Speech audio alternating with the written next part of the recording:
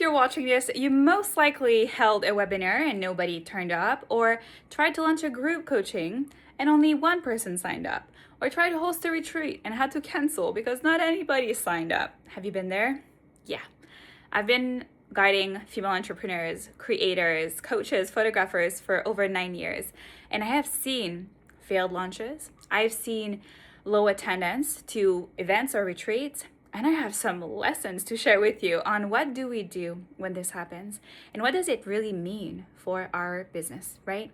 So to give you some storytelling context today, I am running this weekly live event on Friday as a new funnel I'm testing, but it's currently not live, okay? I posted about it 3 weeks ago. I ran it once.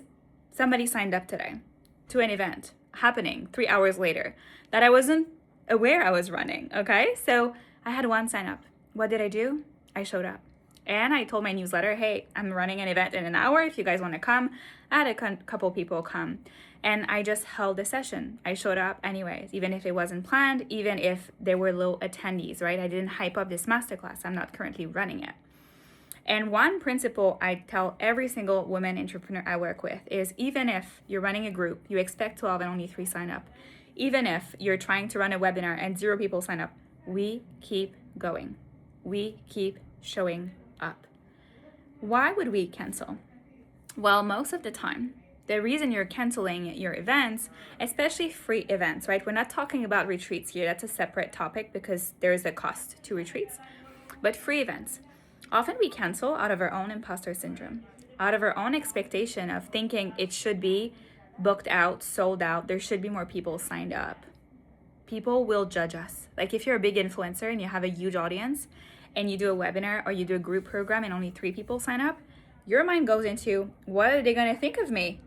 What are they going to believe about me? They'll think I'm a failure. Have you ever thought those thoughts? Yeah.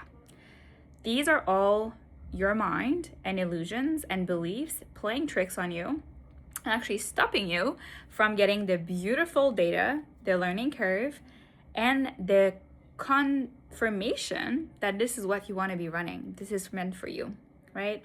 So I have 3 main principles that I lead with when it comes to launching free offer or paid programs, when it comes to attendance, okay? So rule number 1, if nobody turns up, we don't abandon the project. We actually ask ourselves, is it possible that it's not well positioned and people didn't know about it?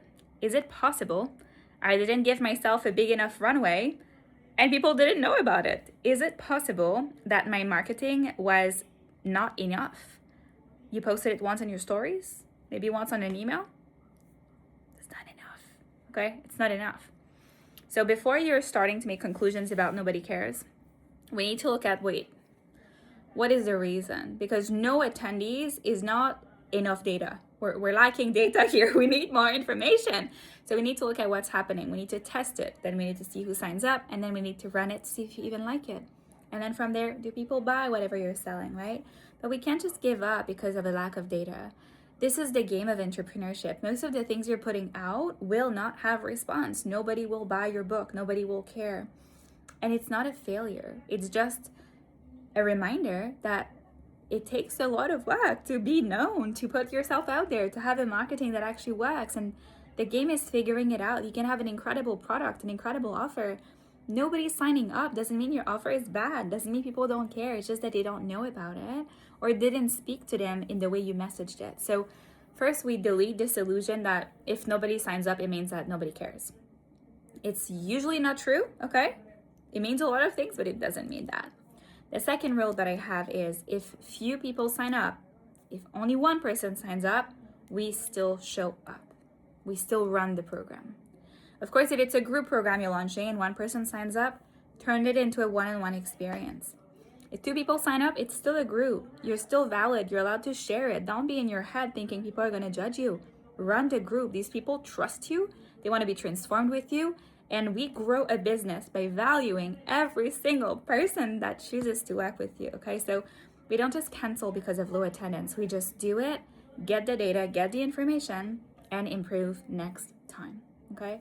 And the last rule that I live by is if you're realizing that people not signing up is affecting you deeply and it's making you question your worth and your legitimacy in offering this, or if you're good at what you're doing, I need you to untangle from this story.